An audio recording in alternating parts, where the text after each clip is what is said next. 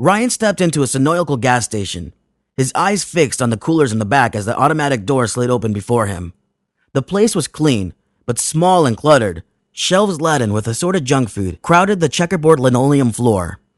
He navigated past the shelves, on the way to the coolers and a frosty 40-ounce bottle of genuine drought. He set his briefcase down and yanked the cooler door open.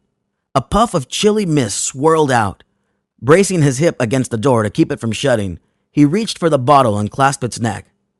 Just then, there was a disturbance at the front of the store. A man burst in and pulled a pump shotgun out of his jacket.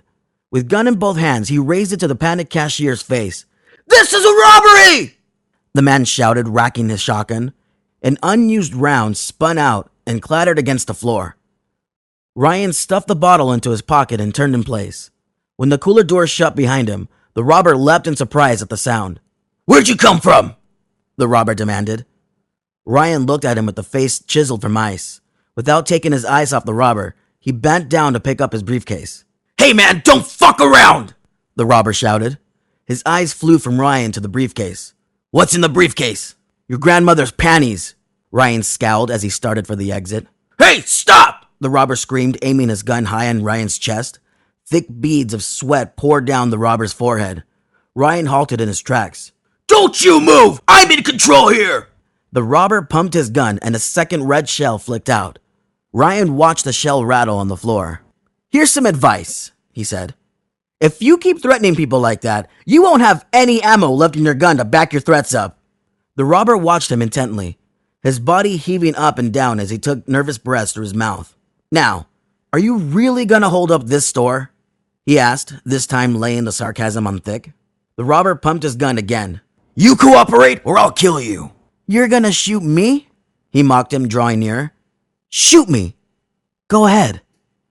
The barrel of the gun was half a foot away from his chest. Hey, back off, man!" the robber yelled as he shuffled backward. He pumped the gun to show that he meant business, and also that he knew how to handle firearms. Nothing was ejected from the gun. "Here's a thought," Ryan began, speaking as though to a child. "You want to be a real bad man? Okay, let's do this cowboy style. You be Black Butch the bank robber, and I'll be Sheriff Jim Howdy. And we'll have ourselves an old-style shootout right here." He took on a wide, bow-legged gait and prepared to draw his iron.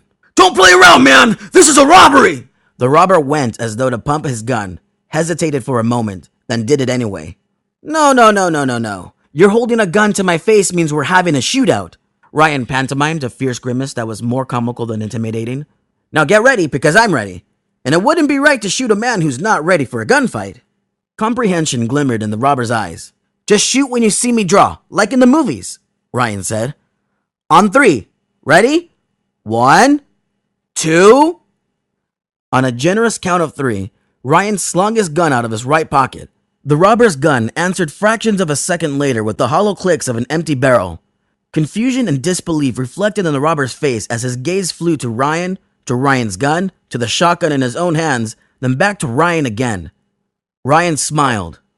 Ryan fired a relaxed shot at 5 paces that shattered the robber's left shoulder blade. The robber fell backward, clutching his ruined shoulder and screaming as the pain came on. Ryan stuffed his gun into his pocket and walked up to the sprawled man. He looked him over just out of amused curiosity. Where the robber's shoulder once was, there was now a hole big enough to put a fist through. "If you're gonna do something, you better do it right," Ryan chastised, running his hand through the robber's hair. He clenched his fingers and pulled the robber's head back so Ryan could see his face. The robber's eyes spoke volumes to him. Confusion, disbelief, pain, fear, but mostly pain showed in the robber's eyes. With a wicked grin, Ryan shoved the robber's face down as he brought his knees up. The robber's head met in between, and on impact, he flopped backward, out cold. Ryan pulled out a handkerchief and buffed out the blood spots on his shoes. The cashier watched wide-eyed, unable to believe what he had just witnessed. Ryan snatched his beer from his pocket and uncapped it, then took a long pull from the bottle. Then he belched and wiped his mouth and asked, "How much for this?" The cashier fumbled with the register. It's, Ryan dropped a 5-credit slip onto the counter. "Fuck it, keep the change," he said as he went for the door. He stopped in the doorframe and tilted his head back to guzzle. 40 ounces weren't much for taste, but for what they cost, he didn't expect them to be. And hell, they did the trick anyway. And that was the reason he felt he needed, no, after that stroke of genius, deserved one about now.